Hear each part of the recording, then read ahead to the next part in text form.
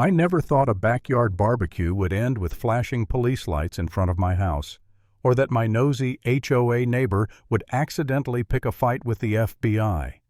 But that's exactly what happened. And to this day, every time I see her watering her plants pretending not to look my way, I can't help but smile, because she learned the hard way that some people have friends in very high places. So here's what went down.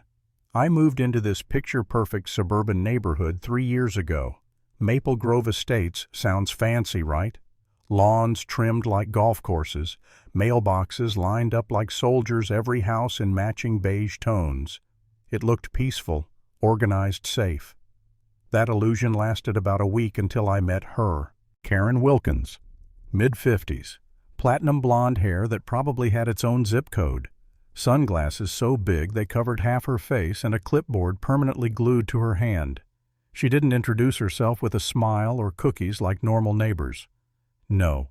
She walked up to my door, tapped her pen against the clipboard and said, "We have standards here. I hope you'll respect that." Then she just turned around and left. I remember closing the door thinking, okay, so I live next to the suburban FBI now. Anyway, a few months passed. I tried to stay under the radar, mowed my lawn, kept the trash bins aligned like soldiers, no noise after 10. Life was quiet. But summer came, and I decided to host a little backyard barbecue. Just some co-workers, a few college buddies, and a couple of neighbors I actually liked. Maybe 20 people tops. I even printed cute little invitations and dropped them in mailboxes. 2 days later, I got an email from the HOA. Subject line: Unauthorized gathering notification. Apparently, someone had reported that I was planning a disruptive event with excessive vehicles and potential noise violations. I didn't even need to scroll down to know who filed it. "Of course, Karen," I replied politely, "because I'm a civilized man." I explained it was a private event, fewer than 20 guests, all parked legally, nothing violating HOA rules. Hit Send thought that'd be the end of it. I was wrong. The next morning there was a knock on my door, and there she was, Karen, standing on my porch like she was delivering a court summons. Same oversized sunglasses, same clipboard, same superiority complex. "I need your guest list," she said flatly. I blinked. "Excuse me." "Your guest list," she repeated, tone sharp. "For safety reasons. HOA policy." Now I'd actually read the HOA bylaws. There was no such thing as a guest list policy. I said, "Karen, there's no rule requiring that. It's a private barbecue." Her lips tightened. "If you have nothing to hide, why not share it? We just want to make sure no undesirables show up." That word hit me wrong. Undesirables. I could feel my jaw tighten. "My guests are my friends, my co-workers, and my family," I said. "That's all you need to know." She frowned like I'd just told her national secrets, muttered, "I'll be keeping an eye on your event," and strutted off down the driveway. At that point I thought she'd just hover from her porch with binoculars or something. I didn't realize how far she'd actually go. The day of the barbecue arrived. Perfect weather, grill, fired up music playing, kids running around. It was everything a suburban summer afternoon should be. And then, cue the villain entrance. Karen came marching down the sidewalk wearing a floral blouse and a visor like she was the commander of Neighborhood Command Unit 1. Clipboard ready. She started scanning license plates, jotting things down, glaring at everyone like she was running surveillance. My buddy Ethan, standing beside me with a drink in hand, leaned over and whispered, "Who's that?" I sighed. "That's Karen, self-appointed HOA cop." Ethan smirked. "Oh, this'll be fun." Now what Karen didn't know, Ethan's an FBI field agent. Yeah, that FBI, calm, sharp, and always up for a good laugh. When Karen approached, she squinted at the crowd. "This looks like more than 20 people," she said, scanning her papers. "It's actually 17, I said calmly. "Are you sure these vehicles belong to guests and not outsiders?" Ethan stepped in, still grinning. "Ma'am, do you often take notes on people's vehicles?" Karen snapped. "I'm with the HOA. I have the authority to ensure compliance." Ethan raised an eyebrow. "That's interesting.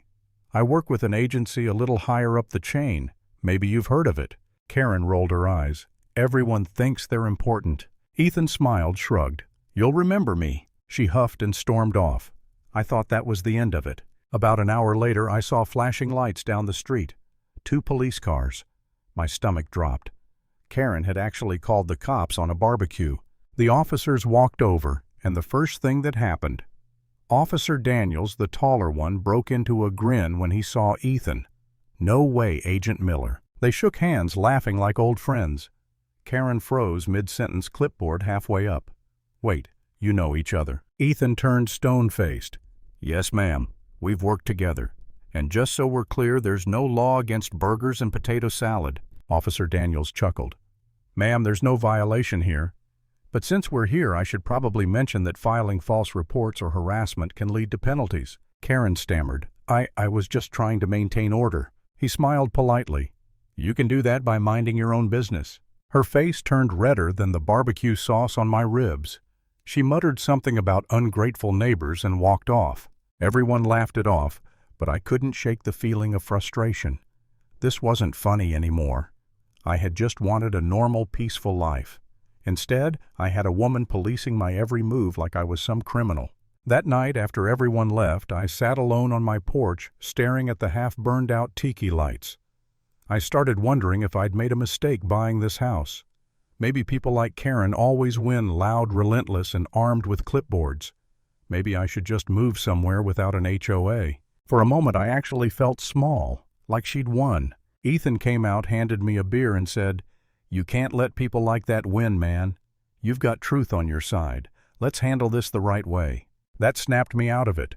2 days later, I got another email, a formal warning from the HOA for failure to comply with neighborhood oversight of guest activity. That was the last straw. I gathered everything, every email, every message, even pictures from neighbors who'd seen Karen walking around with her clipboard taking photos of cars like she was building a suspect board.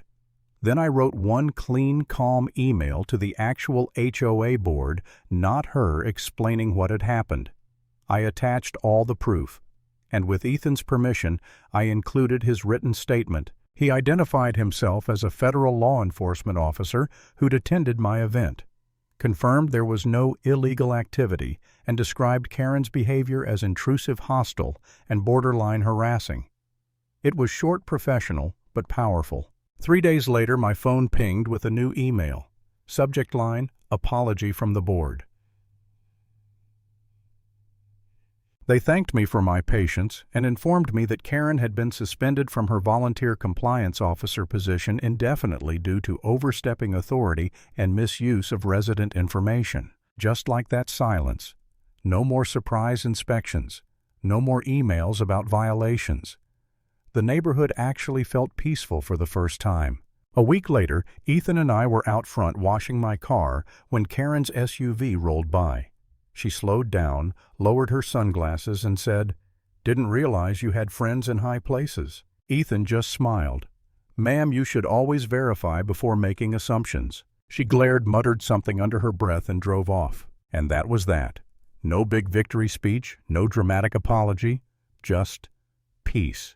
But the funny part, she still watches.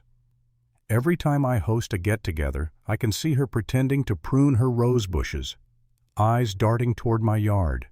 She doesn't say a word anymore, but I know she's wondering if another FBI badge might show up at my next barbecue.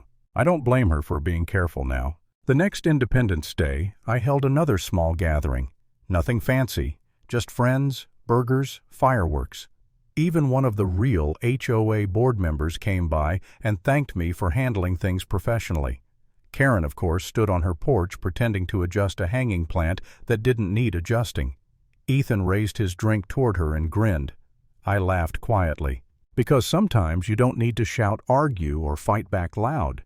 You just need the truth and the right people beside you to remind bullies like Karen that boundaries apply to everyone, even the self-appointed enforcers. And if there's one thing I learned from that day, never underestimate the quiet guy next door. He might just have the FBI on speed dial.